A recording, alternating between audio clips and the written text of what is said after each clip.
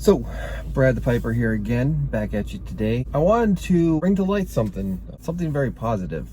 It's part of my experience doing Piper in a Box, working with drummers, particularly pipe band drummers, which consist of the Scottish snare drum. They're very similar in some ways to the marching band snare that you get in school bands and stuff.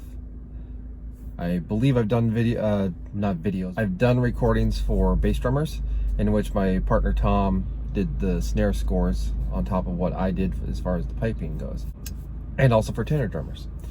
One of the things I think that gets lost in pipe bands, and just as a caveat, I no longer play with a pipe band. Got too many things going on in my life anyway, trying to record solo record, doing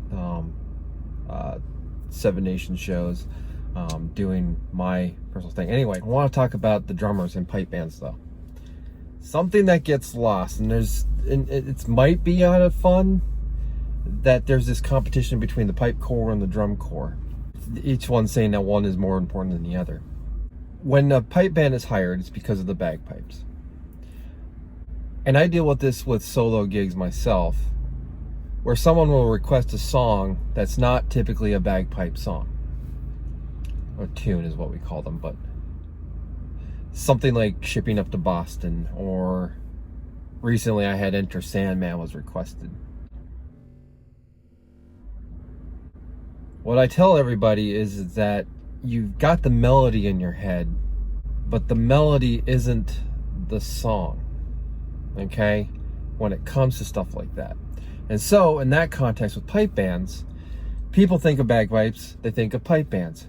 But they think of the bagpipes because of the melody that they produce. They don't realize that when you hire a band that doesn't have drummers, when you hire a solo piper, there's a power that gets lost.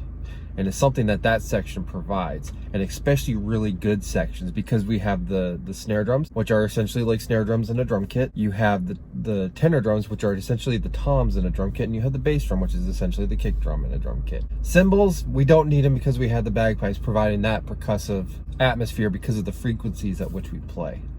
So in all, it ends up coming out sounding kind of like what we perceive as a rock band. More towards the symphony style because of the fact that the amount of players. But I just want to say that when you find a really good drum corps, groups that work together, and I can tell you something right now, I have seen a lot of pipe bands that do not have this. But when you see a band that has a really good drum corps, the power that comes behind them makes it almost like it's a mainstream thing.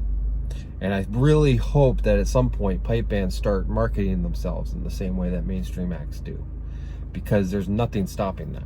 I had a discussion with a drummer and a piper once about this, and they were asking my opinions as to why it's not as widely known. There's a stigma behind it, and I'm not going to jump into that here. That might be for a later video. But anyway, that's my thoughts on drum corps, and I want to say that I appreciate what a good drum corps brings to a pipe band, because what it does is it creates the pipe band sound. It's not just pipers and drummers, it's a whole pipe band sound. So that's what I've got. Please subscribe to the channel by ringing the bell below, and comment. Let me know what you think. So anyway, got these people walking behind me, and I'm gonna go. See ya.